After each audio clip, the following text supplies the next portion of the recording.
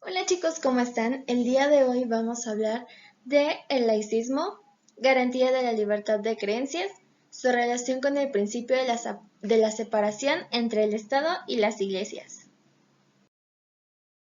El laicismo no puede ser una religión universal, porque es parcial y no responde a las preguntas del ser humano.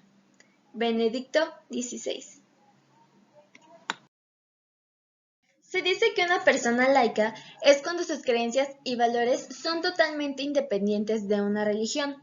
En este sentido, el laicismo es toda aquella actitud intelectual y moral, la cual consiste en defender la autonomía del individuo con respecto a las distintas confesiones religiosas.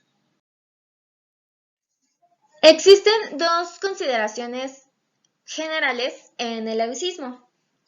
Una de ellas es que no pretende ser una corriente contraria a la religión, pero en este planteamiento se hace hincapié en la separación que debería existir entre la Iglesia y otros ámbitos. Este puede ser la política o la religión. Otra de las consideraciones generales es que en el laicismo se defiende una clara separación entre el Estado y la Iglesia.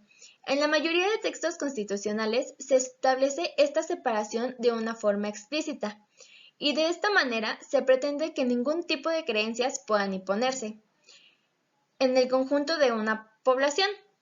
Quienes se consideran laicos entienden que las preferencias religiosas de los individuos deben formar parte de su vida privada y por lo tanto no debería existir ningún tipo de interferencia entre el ámbito civil y el religioso. También se inspira que exista una libertad de expresión. Hay que tener en cuenta que en Europa y en el mundo en general, los planteamientos religiosos han servido de modelo explicativo para cualquier tipo de creencias o planteamientos. Vale la pena recordar que la teoría científica de la evolución chocó inicialmente con la tradición bíblica. Una persona laica debe considerar que el poder político debe representar al conjunto de la población, independientemente de cuál sea la religión mayoritaria en el conjunto de la sociedad. En el laicismo, el régimen social de convivencia cuyas instituciones políticas están legitimadas por la soberanía popular y no por elementos religiosos. La laicidad descansa en tres pilares. La libertad de conciencia, lo que significa que la religión es libre pero solo compromete a los creyentes y que el ateísmo es libre pero solo compromete a los ateos. La igualdad de derechos que impide todo privilegio público de la religión o del ateísmo. Y la universalidad de la acción pública. Eso quiere decir que sin discriminación de ningún tipo. Esas son las tres exigencias indisociables del laicismo. El laicismo tiene cuatro principios generales. El primero de ellos es la libertad de conciencia. La conciencia es naturalmente libre para adherirse a cualquier opción espiritual, ya que sea creyente, agnóstica o atea, o para no adherirse a ninguna o cambiar de opción, cuando quiera. La apostasia es un derecho que ha de ser garantizado por el Estado. La segunda es la separación del Estado y las confesiones religiosas, lo que implica la clara distinción entre el ámbito público y el privado, y la estricta separación entre la política y las religiones u otros particularmente. Otro de los principios del laicismo es la igualdad de trato de todos los ciudadanos y ciudadanas. La neutralidad del Estado laico exige que ninguna opción particular, esta puede ser religiosa o no religiosa, sea discriminada ni positiva ni negativamente. No caben los privilegios públicos de una opción cualquiera en un Estado laico. Solo así se garantizará la igual consideración de todos los individuos como ciudadanos libres. Por último, está la búsqueda del bien común como única razón del ser del Estado. Los griegos llamaban koinonia al principio, según el cual el ejercicio de la ciudadanía debía tener como único referente el bien común, poniendo entre paréntesis los intereses privados. El Estado laico, sobre la base de cualquier principio republicano, tiene como referencia la universalidad del bien común. No es legítima la financiación pública de los cultos particulares que debe destinarse única y exclusivamente a que es de interés general. El laicismo se compromete así con la defensa de los servicios públicos, es decir, la utilización del presupuesto público para aquellos servicios que son de interés general, como la educación, la sanidad, entre otros.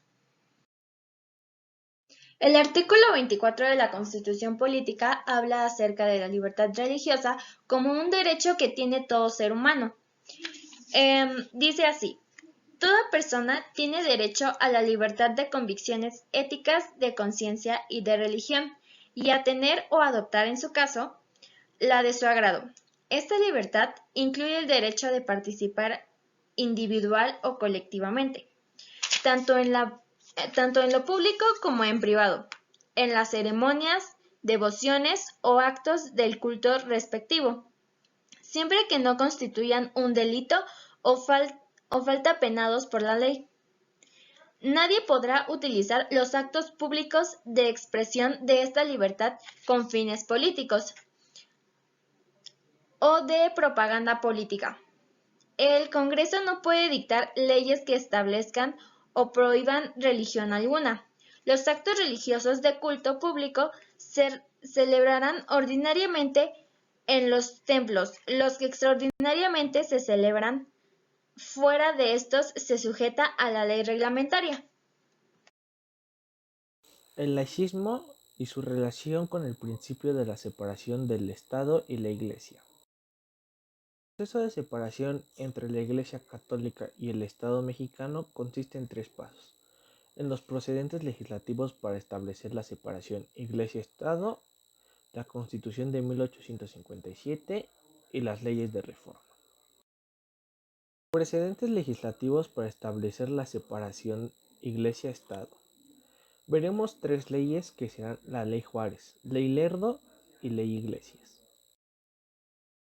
Ley Juárez. Anterior a la promulgación de la Constitución de 1857, se expidió para coartar el poder e influencia del clero en asuntos civiles. En resumen, suprimió el fuero eclesiástico y militar en materia civil y declaró renunciable el primero para los delitos comunes.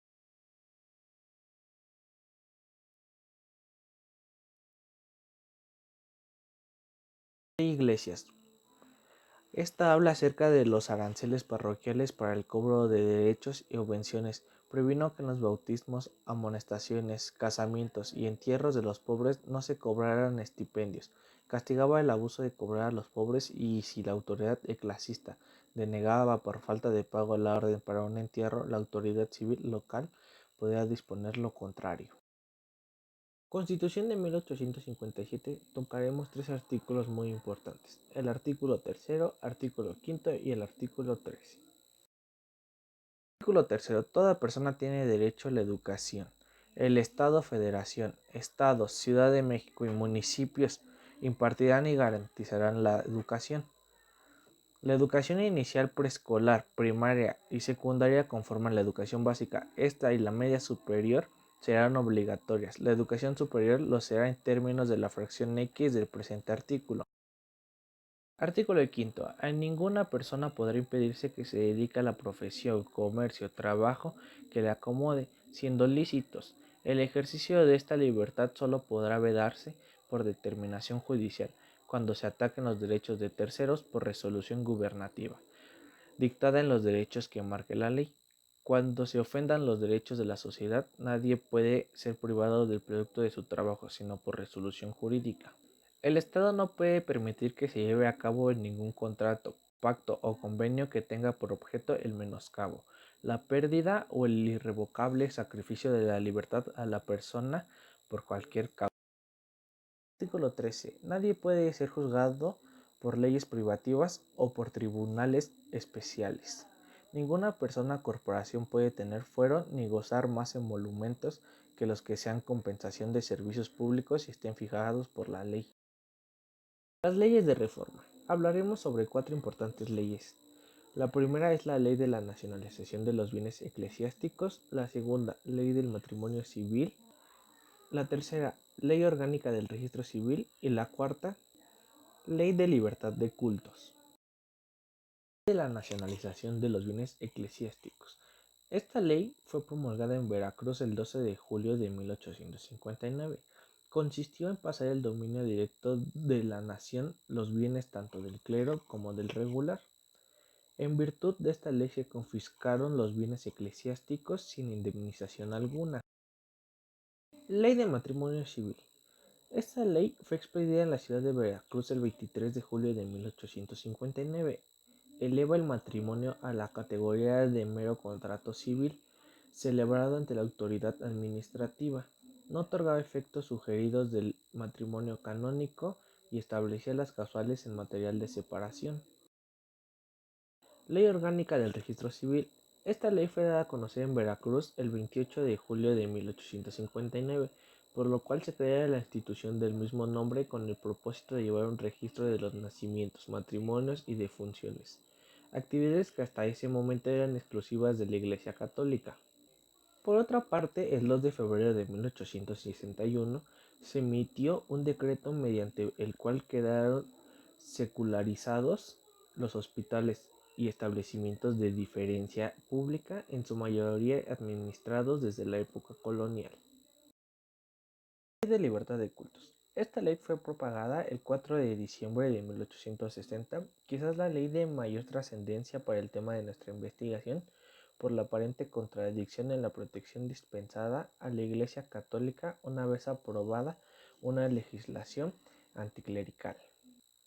Ciertamente para los liberales mexicanos la libertad religiosa constituía no solo un derecho natural, sino uno de los requisitos para lograr la colonización del territorio nacional por parte de sujetos emprendedores que, una vez admitida la tolerancia religiosa, habrían de establecer en la República para su engrandecimiento y prosperidad. Bueno chicos, esto fue todo por el video de hoy. Espero que les haya gustado el video y hayan comprendido más acerca del laicismo.